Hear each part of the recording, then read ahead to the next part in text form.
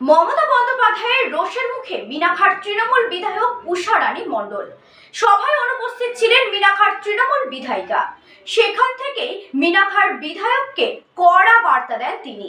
বলেন, তৃণমূলের এমএলএ থাকবেন কিন্তু মিটিংয়ে আসবেন না, তা চলবে না। তৃণমূলের বিধায়কের সঙ্গে কোনো সম্পর্ক নেই বলেও জানিয়ে দেন মমতা। তাই আমি বলি, যারা আজকে মিটিংয়ে না এসে তৃণমূল কংগ্রেসের এমএলএ থাকবেন আর মিটিংয়ে আসবেন না, মনে রাখবেন তার সাথে দলের কোনো সম্পর্ক থাকবে না। আমি আজই বলে গেলাম, আপনাকে নিয়ে দল চলবে না। লোক যারা আছেন, সংগঠন যারা আছেন, তারা দেখে নেবেন, যতক্ষণ সে ক্ষমা না চাইবে, পায়ে না ধরবে, ততক্ষণ উষা রানী মণ্ডলকে আমরা মানি না, আমরা মানি না, আমরা মানি না।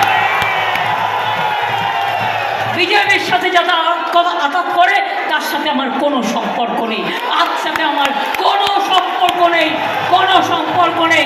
তৃণমূল নেতা তৈরি করে, একজন চলে যায়, কোটি লোক জন্মায়, মা বোনেরা জন্ম দেয় হাজার হাজার লক্ষ লক্ষ লোকেদের। মনে রাখবেন, আপনাদের মতো লোক চাই না। আপনি আপনার স্বামী দলটাকে বেছে দেবেন আর মনে করেন আমরা সেটাকে সমর্থন করব না। আমি অন্য দলের ব্যাপারেও যেমন কথা বলি, নিজের দলের ব্যাপারেও কথা বলি। আমি